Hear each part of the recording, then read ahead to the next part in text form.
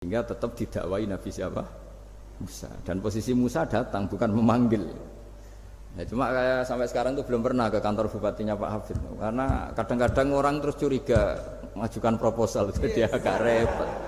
Ketemu bupati itu sialnya kiai kan mesti pikirannya orang bupati ini nyangoni, kiai ini disangoni itu. Itu terus kayak kita fakir miskin itu. Jadi makanya saya itu belum pernah datang. Tapi alhamdulillah karena beliau berambisi menjadi wa khairul umara mayatuna babal ulama.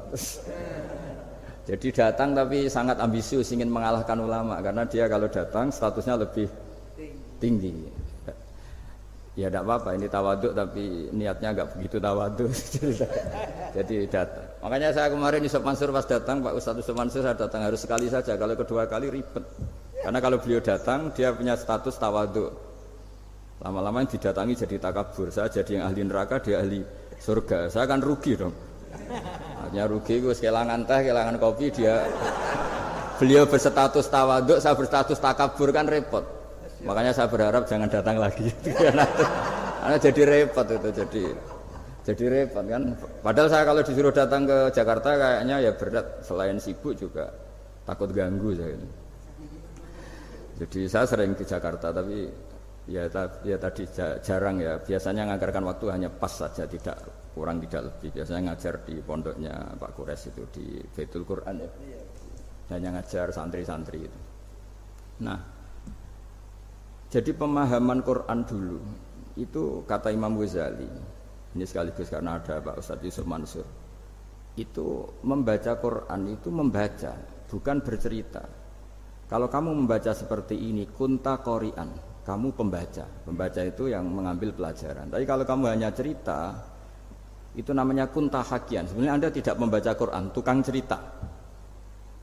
Misalnya tadi cerita Nabi Musa datang ke Fir'aun. Itu kalau kamu hanya cerita, wah dulu itu ada orang namanya Fir'aun didakwai Nabi yang namanya Musa. Ya itu namanya tukang cerita. Kalau kamu pembaca tidak gitu. Betapa baiknya Allah. Orang sengawur Fir'aun saja inginnya Allah masih ingin diselamatkan dengan mengutus Nabi Musa kekasihnya. Itu namanya kunta qori'an, kamu pembaca betul, bukan kunta hakian, kamu tukang cerita. Begitu juga seterusnya tentang Quran ayat-ayat seterusnya. Sehingga yang diharapkan dari pembacaan Quran itu memang kita sebagai ahli baca, ahli mu'tabir ya, ahli yang ngambil pelajaran, bukan tukang apa? Cerita. Sehingga dulu ketika Sayyidina Umar radhiyallahu anhu ketika membuka Baitul Maqdis atau Baitul Muqaddas dan diajak syukuran, pesta-pesta makan itu. Beliau enggak mau. Ketika ditanya kenapa engkau enggak mau? Alasannya itu langsung beliau baca Quran. Jadi saya punya sekian contoh. Saya ulang lagi, saya punya sekian contoh. Orang-orang dulu dengan Quran itu menyatu, bukan sekedar dihafal tapi menyatu. Sehingga bawaannya itu sudah Qurani, sudah Quran. Saya beri contoh pertama Rasulullah SAW, nanti Umar kedua. Rasulullah itu pernah nggak makan sampai 3 hari. Terus ditanya oleh sahabat, lalu kekuatan engkau bisa hidup apa? Terus menghentikan al-aswadani, maksudnya itu tamar dan air, hanya makan kurma dan air. Tapi beliau tidak ketemu roti atau nggak ketemu nasi lah kalau orang Indonesia. Ketika hari ketiga dikasih makan oleh sahabat, dipotongkan kambing, kemudian baru makan 3 lukmah. Kira-kira ya 3 asupan nasi berhenti. Padahal sahabat yang lapar sama dengan Rasulullah itu membayangkan Nabi itu sampai kenyang sampai apa. Tapi ketika ditanya seperti ini pun nanti ada hisabnya. Walatus alunna yauma idzin anin naim. Jadi acara makan-makan gini itu nanti ada hisabnya. Nabi nangis. Akhirnya sahabat nggak jadi nerusin makan. Jadi ketakutan orang dulu sama ketika Sayyidina Umar dijak pesta ketika memenangkan Baitul Maqdis itu. Inna wa ta'ala ayyara qauman. Allah itu mengkritik sebuah komunitas kaum karena apa? Adhabtum thayyibatikum fi hayatikum dunya wastamta'tum biha. Kamu adalah orang-orang yang jatah nikmat kamu sudah kamu habiskan di dunia. Adhabtum itu kalian habiskan jatah kenikmatan kamu di dunia. Wastamta'tum biha, kamu di dunia sudah berpuas-puas. Maka jatah Anda sekarang di akhirat habis. Sehingga Sayyidina Umar enggak mau pesta-pesta karena takut jatah nikmatnya habis. Kata beliau terus astabqi thayyibati, akan saya sisakan sisi-sisi kebaikan saya. supaya ndak habis. Cara wong Jawa iku aja dientek-entekno biar jatahnya masih. Sehingga di dunia kiai itu ya meskipun saya akrab bupati, akrab mungkin wakil gubernur, saya itu ya jarang ketemu. Karena kalau orang Jawa bawaannya ketemu ya makan-makan, guyon-guyon. Nak keterusan ras mlebu swarga. Makanya saya pastikan Pak Yusuf Mansur kesini tidak akan saya jamin, biar aja, biar jatahnya masih. Jadi ini bukan karena saya bakhil, biar jatahnya masih. Ya, jadi itu ilmunya kiai. Nah, efek dari ilmu ini dahsyat. Kalau Anda berpikir tentang nasib Anda di akhirat, nanti bawaannya juga tidak akan mudah menyalahkan orang lain, tidak akan menghakimi orang lain karena sibuk dengan dirinya sendiri, tapi tidak dengan makna egois, tapi makna orang baik itu siapa? Orang yang sibuk dengan aib pada dirinya, dengan kekurangan pada dirinya, saking sibuknya mikir aibnya sendiri, tidak sempat mengoreksi aibnya orang lain. Itu awal ilmu. Ilmu itu tidak dimulai dari larangan. Kalau larangan karuan, tidak termasuk ahli surga orang yang suka mengadu domba, tidak termasuk orang baik yang cari kesalahan orang lain. Itu namanya pelarangan. Tapi ilmu itu di atas nahi, di atas pelarangan itu. Kamu punya kesadaran bahwa kamu itu yang penting selamat dulu, jangan memikirkan orang lain. Dengan makna bukan egois, tapi dengan makna supaya tidak menyalahkan orang lain. Nah, saya termasuk ya boleh dikatakan kiai lah, yang paling fanatik bahwa semuanya itu harus dimulai dari ilmu. Ya saya ulang lagi, dimulai dari ilmu. Nah, dari sini kemudian saya berharap Indonesia menjadi damai, menjadi baik. Itu bukan karena kita baik-baik banget, ya tidak mungkin kita ada nabi, tapi karena sudah sibuk dengan memikirkan kesalahan diri sendiri. Sehingga misalnya kita baca Quran, Rabbana zalamna anfusana, lalu kita langsung ingat betapa hubungan kita dengan Allah itu harus ikrar dulu, merasa zalim dulu, merasa salah dulu. Nah, kalau semua orang merasa salah di depan Allah itu mesti bawaannya enggak mudah menyalahkan orang lain, karena kita bilang Rabbana zalamna anfusana. Nah, itulah ilmu-ilmu yang mungkin banyak pembaca Quran tapi hanya baca, atau kalau baca ini tok disebut al-haqi, ahli cerita. Yang dibutuhkan tuh al-qari, pembaca kemudian mu'tabir, kemudian mau beriktibar. Seperti yang dilakukan tadi Harun Ar-Rasyid tadi. Inna wa ta'ala arsala man huwa khairun minka ila man huwa syarrun minni. Wa ma'adzalika yaqulu wa ta'ala faqula lahu qaulal layyinan. Ini kamu tidak usah memaksakan musyaddid keras sama saya, karena Allah Ta'ala telah mengutus orang lebih baik ketimbang kamu, yaitu Nabi Musa, ke orang yang lebih jelek ketimbang saya, yaitu Fir'aun. Itu saja harus beretika, faqula lahu qaulal layyinan la'allahu yatadzakkaru aw yakhsha. Dan alhamdulillah bawaan kita sebagai orang timur atau orang Jawa itu kalau mau ngandani orang itu halus sekali. Di antara bentuk kehalusan kata-kata diceritakan di ayat lain. Ketika Nabi Musa ketemu Fir'aun, dawuhnya begini, fakul yang di juz 30 yang juz di juz 30 ini yang bagian dari, kan tadi hanya fakul lahu qaulal layyinan. Lahu qaulal layyinan itu bentuknya apa? Ya, bentuknya apa? Itu Nabi Musa disuruh ngendikan sama Fir'aun. Apakah kamu mau saya nasihati? Fakul halaka ila antazakka. Halaka itu pilihan, hal itu istifham, laka itu otoritatif. Jadi betapa santonya kalimat itu, fakul halaka ila antazakka. Jadi kalau dimaknani model Pak Hafid, model saya ngaji di sarang itu, halaka onoto iku kedue sira, berhak bagi kamu, berhak bagi Anda. Apakah Anda berhak loh mendapat nasihat supaya Anda jadi orang yang lebih baik? Halaka ila antazakka. Jadi tidak kalimat perintah, tapi kalimat pilihan. Apa engkau mau saya beri nasihat? Wahdiyaka ila rabbika fatakhsha. Dan saya beritahu kamu tentang Tuhan, dan kemudian kamu menjadi orang yang baik, fatakhsha, orang yang punya khasyah, punya. Jadi kayak apa kalimatnya itu? Napa jenengan kersa? Itu kalau orang Jogja, orang-orang daerah-daerah yang pernah nyuguhi tamu itu kan, ayo makan-makan, itu kan kayak tamunya itu kelaparan. Masa Pak Yusuf Mansur kelaparan? Tidak mungkin kan. Masa Ustaz terkenal kelaparan kan tidak mungkin itu. Monggo, nopo jenengan ngersakno. Karena bisa saja tamunya itu tidak kerso, mungkin karena darah tinggi, mungkin karena takut dianggap fakir miskin, macam-macam kan orang enggak.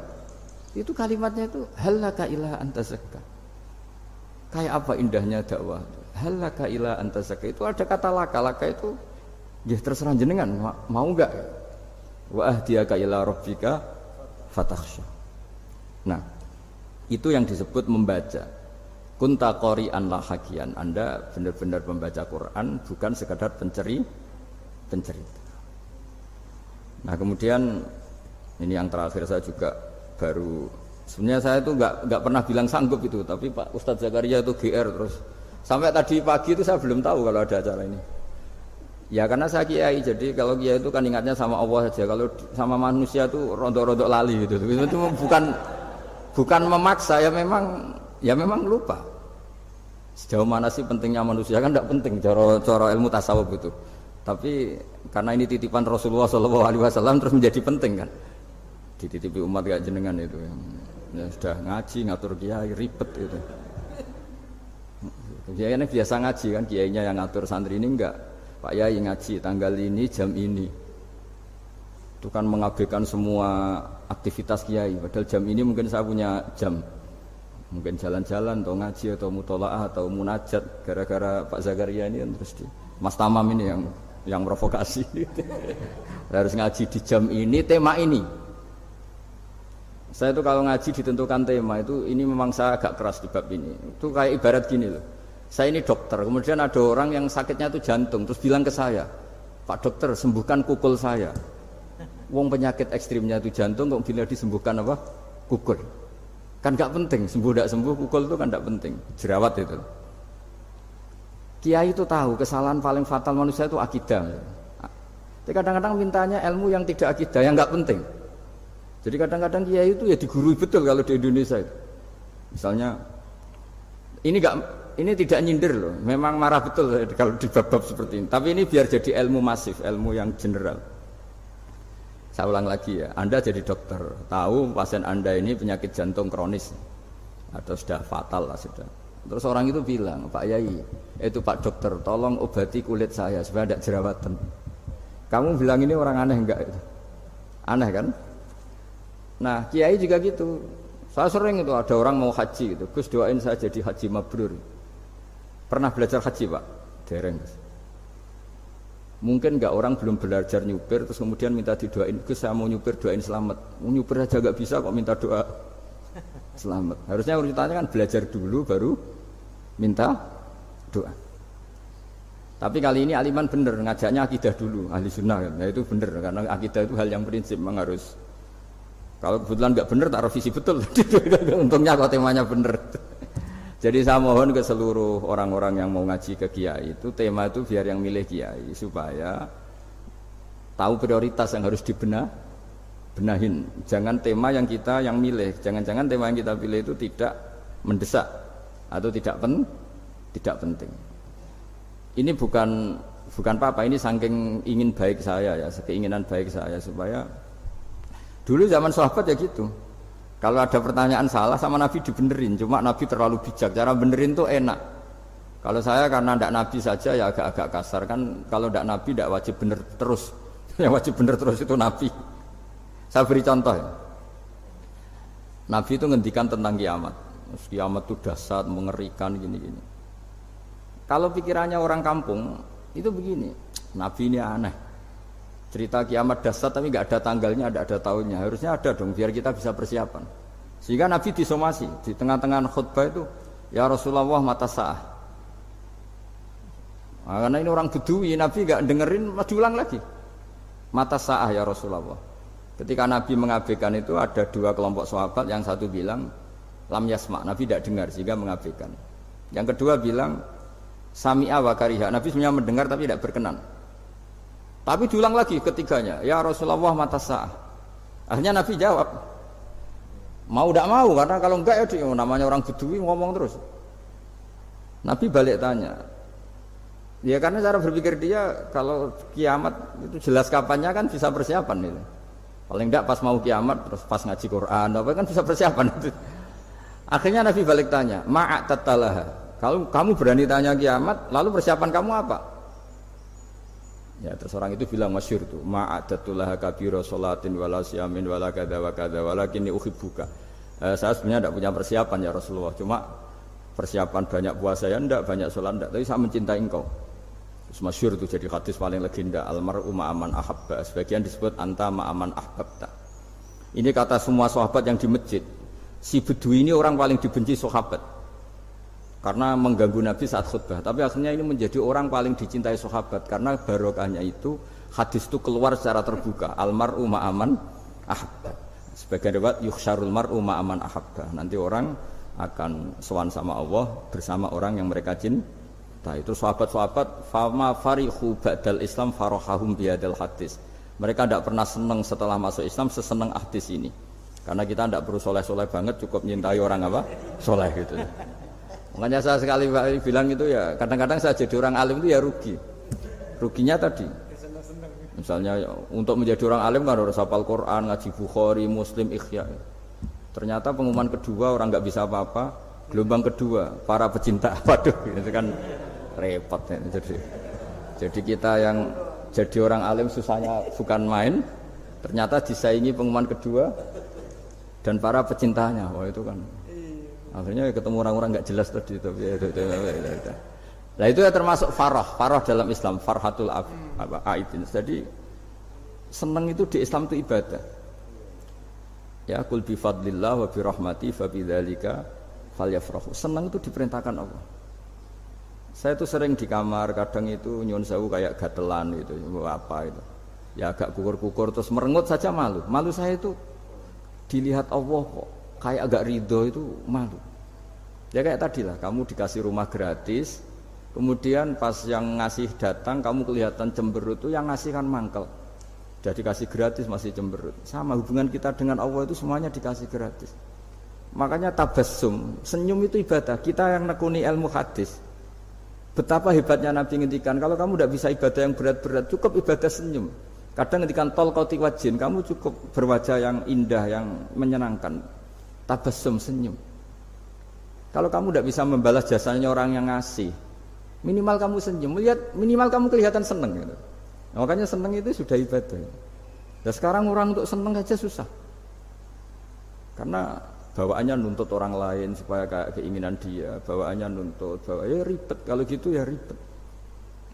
Makanya saya bilang al ilmu yurisul ahwal, ilmu itu diperkuat. Nanti yurisul ahwal, ilmu itu akan membentuk Anda. Dulu beberapa raja itu ya mau luhur karena jadi raja, punya apa saja. Tapi punya penasihat ulama, itu adalah nasihat itu sederhana. Ada seorang raja tanya ke kiai, gimana dengan semua kerajaan saya? Wah, padahal dia punya apa saja. Jenengan miskin sekali, itu kerajaan seluas ini, kok bisa aja?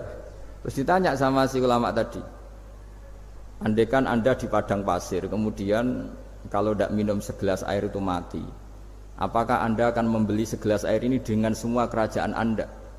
Oh iya, pasti apapun saya lakukan untuk mendapat satu gelas air. Terus la tafrah bimulkin la yusawi sarbatamain. Kamu jangan bangga dengan kerajaan yang nilainya itu enggak sebanding dengan segelas apa?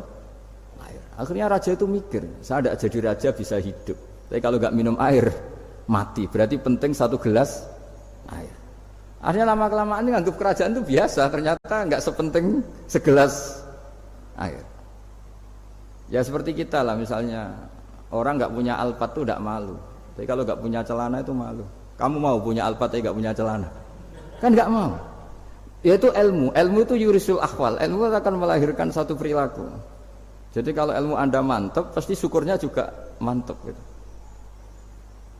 Ya makanya saya termasuk kiai yang selalu mendorong pentingnya ilmu. Bahkan kata Sufyan Ats-Tsauri ngendikan saking pentingnya ilmu ada kata fa'lam annahu la ilaha illallah, dimulai kata fa'lam. Dan saking pentingnya ilmu itu setiap nabi itu status permanennya itu hanya satu, mengajar. Rabbana wab'ats fihim rasulam minhum yatlu 'alaihim ayatik, membacakan ayat-ayat Allah, sampai wa yu'allimuhumul kitab, mengajarkan kitab wal hikmah. Bahkan Allah sendiri wasofa dzatahul 'aliyah bi annahu al-muallim. Yaitu Allah ngendikan Ar-Rahmanu 'allamal Qur'an. Jadi betapa hebatnya pengajar. Allah sendiri mensifati dirinya itu Ar-Rahmanu 'allamal Qur'an. Allah itu Maha Rahman yang mengajarkan Quran. Di surat Iqra juga disebutkan Iqra wa rabbukal akram alladzi 'allama bil qalam. Jadi Allah mensifati dirinya sebagai pengajar. Kayak apa pentingnya mengajar? Karena al-ilmu yurisul ahwal. Ilmu ini melahirkan satu sikap. Pernah ada orang hartanya itu habis karena ngobati ibunya. Terus datang ke saya, dia sumpek karena hartanya habis ngobati ibunya. Terus dia bilang, Gus, saya ini sekarang sudah miskin karena ibu saya sakit dan harta saya habis untuk ngobati ibu saya. Terus tak guyoni sama saya, kon kepen pinter apa kepen goblok? Kepen pinter Gus. Ingin pinter apa ingin goblok? Katanya ingin pinter. Kalau ingin pinter bahasanya jangan gitu. Harta kamu itu masih di akhirat karena habis untuk ngobati ibu. Bayangkan kalau habis untuk maksiat itu habis betul. Terus dia mulai syukur. Alhamdulillah Gus, harta saya habis secara heroik karena untuk mengobati apa ibu. Sudah pinter dia. Akhirnya miskin sampai sekarang ya tetap pede saja karena masih punya tabungan di akhirat. Dan itu saya terinspirasi oleh ilmu juga. Jadi dulu Sayyidah Aisyah itu pernah nyimpan sepotong daging kambing, disimpan untuk dimakan beliau. Karena beliau mau iftar ya, mau buka atau apa. Singkat cerita, karena bawaan keluarga Nabi itu sakhok, ada orang minta dikasihkan. Suatu saat akhirnya kan habis, terus Nabi tanya, yang daging tadi di mana? Habis. Terus Nabi cara menjelaskan itu indah sekali. Harta kamu itu baju yang kamu pakai nanti ya rusak, yang kamu makan nanti ya ke WC. Wa tasaddaqta fa abqaita. Memang di semua riwayat itu pakai dhamir mukhatab mudzakkar, meskipun asal usul riwayat itu untuk Sayyidah Aisyah karena untuk umum. Yang kamu sedekahkan tuh yang masih. Kamu jangan bilang kamu sedekahkan tuh yang habis. Yang kamu sedekahkan tuh yang masih. Misalnya saya punya uang 1 miliar misalnya. Terus pernah tak sedekahkan ke fakir miskin atau ke kiai atau ke pondok 1 juta. Itu yang mesti masih karena kadung di luar kekuasaan kita. Kadung lillahi ta'ala. Justru yang masih itu yang potensi nanti untuk hal-hal yang kurang positif. Semenjak itu orang sedekah itu begitu entengnya karena itu yang masih. Ya tapi tentu sarannya yang tepat ya. Saya sekarang sering kampanye sedekah tepat karena misalnya sering saya itu didatangi orang kaya. Gus, saya ini punya uang banyak, ingin punya masjid biar dipakai orang Jumatan. Terus saya bilang, kamu ingin jadi orang baik betul apa baik versi Anda? Baik betul Gus. Tak ajarin mau, gak tersinggung, mau Gus. Kalau Anda bikin masjid di kampung Anda, masjid terbaik di dunia sekalipun, yang bingung saya ahli fikih. Kok bisa Gus? Kan terjadi 2 Jumatan, nanti sahnya yang mana? Kamu enak aja bikin masjid kan? Kamu bikin masalah baru bagi kiai fikih di daerah kamu. Belum nanti orang terus migrasi ke masjid Anda karena lebih baik, koriknya lebih baik. Kamu membunuh masjid yang lebih tua, itu enggak sopan sekali, masjid itu sudah lebih tua kamu.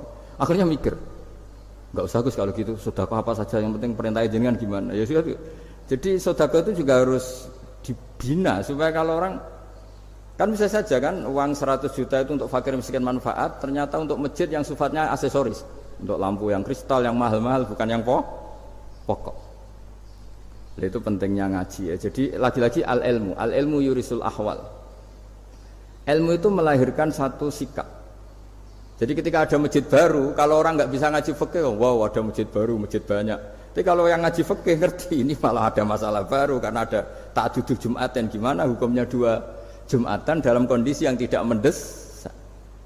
Makanya sekarang saya baru kampanye itu. Dulu itu kalau ada masjid banyak itu kan faktornya beda ormas, beda pemahaman atau agak jauh, masih hukum sosial atau bawaan kondisi. Misalnya di dekat UGM itu ada masjid kampung pertama, bawaan masjid karena ada kantor besar atau bawaan ada pabrik besar atau ada sekolahan besar. Tapi sekarang itu ada pertanyaan baru, ada masjid baru karena ada orang kaya ingin bikin masjid, itu gimana itu hukum? Nah, tapi kalau orang tidak nekuni fikih itu ya langsung wah bagus untuk bangun masjid. Bagus piye kene sing kangelan memfikihkan tadi.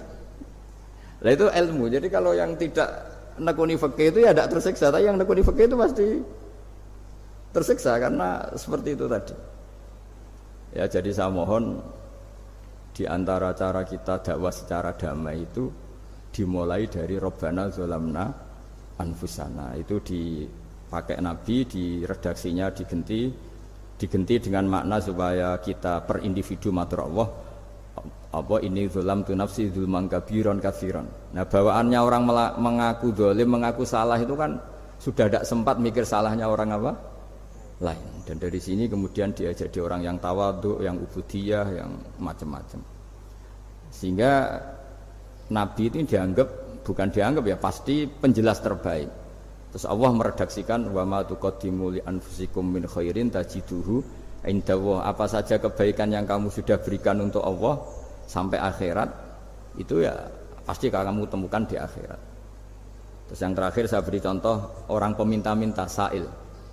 Itu Sayyid Ali Zainal Abidin kalau ada orang minta-minta terus dikasih, misalnya dikasih ya 100.000 atau 50.000 atau 10.000 sesuai kemampuan yang memberi, itu marhaban biman hamala zadi ilal akhirah. Saya terima kasih ya, gara-gara kamu minta uang saya jelas sudah sampai akhirat. Coba kalau di rumah bisa saja untuk hal yang tidak positif. Jadi bawaannya itu cara pandang itu rubah. Jadi sebenarnya kalau kita ngasih uang di masjid, ngasih kiai atau ngasih fakir miskin, ya uang itu yang masih, bukan yang habis. Yaitu watasodak kata fa'abqaita, yang kamu berikan itu hakikatnya yang masih. Karena sudah ada kamu otak-atik lagi, makanya disebut wakaf. Sebenarnya wakaf itu dulu secara makna lughat, saya ulangi secara lughat. Maknanya itu sudah berhenti, wakfun maknanya berhenti. Nah sedekah itu dari kata sedekah maknanya benar. Orang yang sering sedekah berarti imannya benar. Orang yang uang sudah diberikan berarti dia sudah terputus, wakaf berhenti dari hubungannya dengan dia. Sudah dikasihkan berarti selesai. Sehingga wakaf dan sedekah itu sebenarnya maknanya saling melengkapi. Kemudian orang-orang fikih karena ada disiplin ilmu tertentu, wakaf itu untuk sedekah yang permanen, yang abadi, kemudian sedekah untuk infak. Tapi itu kan hanya istilah-istilah dalam disiplin ilmu. Sebetulnya kalau pakai ilmu yang umum, sedekah ya bisa disebut wakaf, wakaf ya bisa disebut apa? Sedekah. Karena maknanya sedekah itu wakaf. Wakaf itu apa? Qat'u raqabatil malik an hadal mal atau an mali. Hubungan pemilik harta ini terputus dari harta itu. Jadi misalnya saya sudah wakaf tanah ini ke masjid, sudah diterima. Mbok saya kepikiran gadekan atau menjual sudah tidak bisa, sudah berhenti di situ saja hubungan saya dengan kepemilikan harta itu. Makanya disebut apa? Wakaf. Dan kalau saya wakaf berarti menunjukkan kebenaran iman saya karena sudah menafkahkan sebagian harta untuk Allah Ta'ala. Disebut sodik, sodak. Makanya bahasa Arab itu gampang ya. Kalau sodal qaf, sodako. Orang kalau bayar mahar disebut sodak karena menunjukkan cintanya. Teman yang setia disebut sodik karena ya benar dalam berteman. Abu Bakar disebut as-siddiq karena sangat membenarkan kanjeng Nabi dan seterusnya dan seterusnya. Ya jadi semoga ayat tadi, dan saya mohon maaf karena ya memang saya kalau ngaji ya alami seperti ini, tapi insya Allah barokahnya alami itu menjadi ikhlas, tidak tasonnuk, tidak riya, tidak tebar pesona kalau dalam bahasa itu. Yang jelas saya inginlah bahwa ayat yang saya baca tadi benar-benar jadi pegangan bersama. Faqura lahu dengan bersama, faqura lahu dengan bersama, faqura lahu dengan bersama, faqura lahu dengan bersama.